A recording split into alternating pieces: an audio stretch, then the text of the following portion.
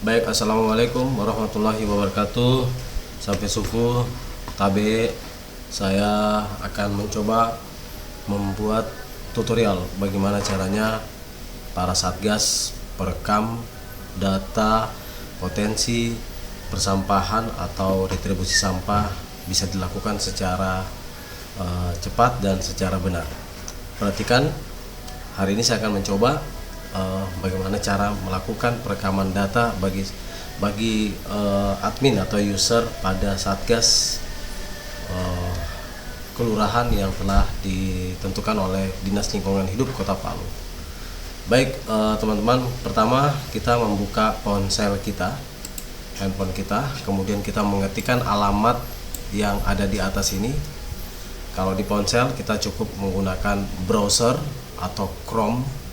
Kemudian kita klik ya, kita ketik nama Pakagali Palu Kota .go atau .go kemudian .id seperti itu. Kemudian di enter. Nah, saya akan membuat tampilannya sama seperti tampilan di ponsel teman-teman semua. Baik, pada tampilan yang ada di ponsel kurang lebih seperti ini. Dan kita akan mencoba merekam data untuk potensi menjadi data pelanggan. Baik, saya akan mencoba sebagai level satgas kelurahan yang telah kita buat sebelumnya.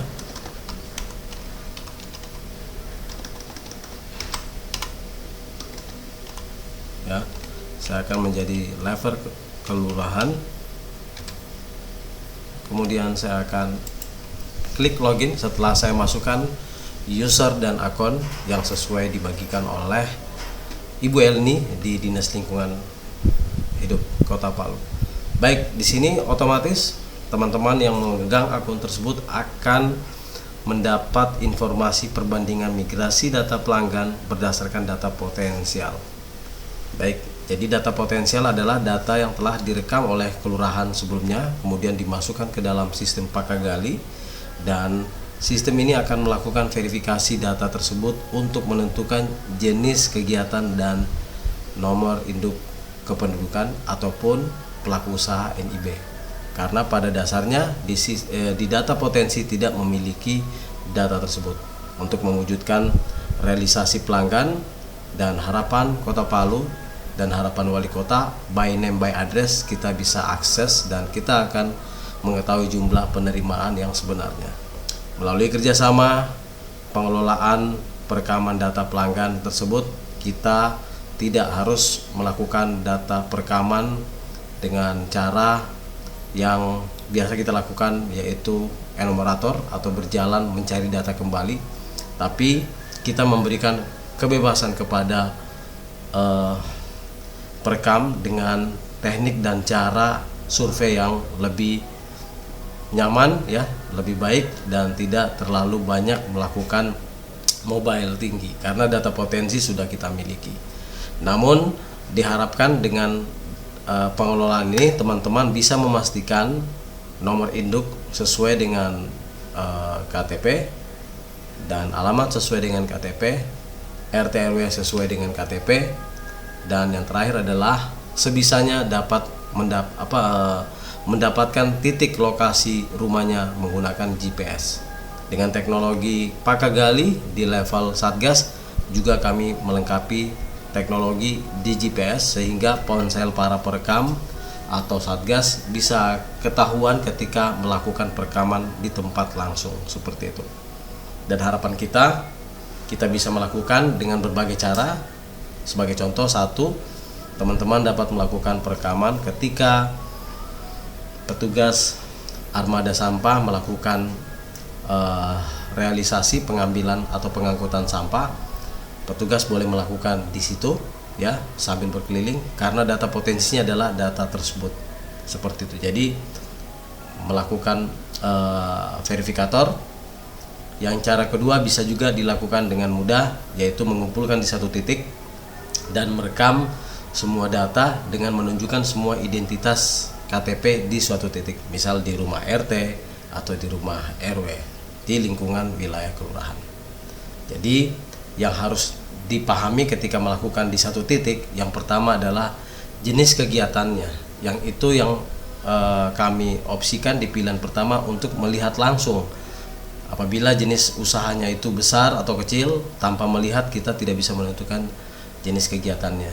Makanya disarankan untuk terlebih dahulu mengutamakan pilihan pada rumah tinggal, kemudian hari berikutnya bisa menentukan pada potensi pilihan pada pelaku usaha seperti bengkel yang kita ketahui, kemudian hotel, kemudian toko, gudang, kantor non pemerintah Kota Palu seperti kementerian atau provinsi dan lain sebagainya. Untuk kantor Kota Palu, fasilitas Kota Palu tidak perlu disurvei karena tidak mendapatkan beban penerimaan potensi seperti itu. Kecuali ASN ya, yang termasuk di rumah tinggal, bakal nanti akan ketemu apakah statusnya adalah VIPIL atau ASN. Baik, sekali lagi cara yang kedua. Cara yang ketiga bisa dilakukan berjalan ya, real. Jadi kita klik data pelanggan seperti ini ya, kita tidak langsung mendaftar tapi kita buka. Oke, ini ada penerimaan akses ya, kemudian kita buka data potensi, kemudian kita pilih di sini langsung di wilayah kelurahan kita, karena setiap akun yang dibuka adalah akun yang di kelurahannya saja. Jadi kalau kita tulis Lere misal seperti ini, dia akan mencari nama orang Lere, bukan mencari kelurahan Lere. Atau kita tulis di sini Duyu, dia akan mencari kelurahan Duyu, bukan nama orang Duyu. Dan artinya empty data adalah tidak ditemukan. Nah, yang kita ketik di sini adalah langsung yang kita ketahui dari data potensi. Dengan ini saya menghimbau setiap kelurahan membawa dokumen data potensi agar lebih mudah memulai dengan alamat yang mana, seperti itu. Jadi boleh dicetak di kertas Excel data potensinya, nanti dibawa beserta dengan aplikasinya. Jadi kita akan coba, saya berada di Kelurahan Pengau saat ini, lagi berjalan, saya ada di Pengau. Saya akan tulis di sini nama warga atau salah satu warga ya.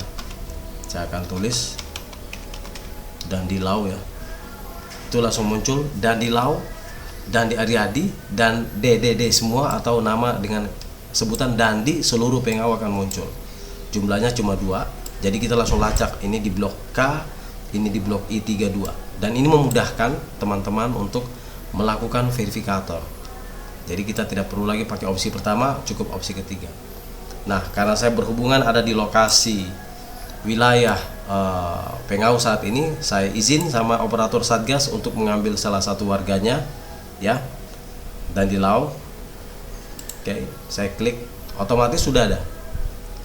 Alamat sudah ada, kecamatan sudah ada, kelurahan sudah ada, RT RW juga sudah ada. Jadi hal seperti ini apabila kita mengenali ya, kita cukup lanjutkan ke opsi penggunaan NIK. Apabila kita tidak menggunakan NIK, langsung melakukan lainnya, it's okay, tapi dalam sistem saat kita submit dia akan menolak, dia inginkan NIK. Jadi perlakuan seseorang, bukan usaha atau tempat usaha atau toko, akan memperlakukan bahwa warga ini harus didata atau NIK-nya. Jadi cara yang kedua bisa dipakai, kita bisa mengundang di jam sekian untuk bertemu di pos ronda atau di satu titik di RT RW. Warga tersebut mendatangi kita untuk menunjukkan identitas NIK-nya, seperti itu. Dan itu sangat membantu untuk memastikan orang tersebut, dan bisa ditanya dengan orang tersebut apakah Bapak kepala rumah tangga memiliki rumah dengan ukuran yang sedang atau menengah. Kita nanti bisa pastikan di sini seperti ini, saudara. Nah, karena di blok ini rata-rata tipe 36, maka mereka bisa masuk di tinggal menengah atau tinggal bawah ya, seperti itu. Ini saya kasih contoh ya untuk Satgas yang akan berjalan hari ini. Kemudian disubmit. Apabila sudah disubmit akan sukses. Ketika sukses ini akan berkurang, dan kita back dulu ke, saya tutup ya, saya tidak menyimpannya, ke dashboard. Oke, kita ke dashboard. Setiap orang punya dashboard ini, setiap Satgas kita masuk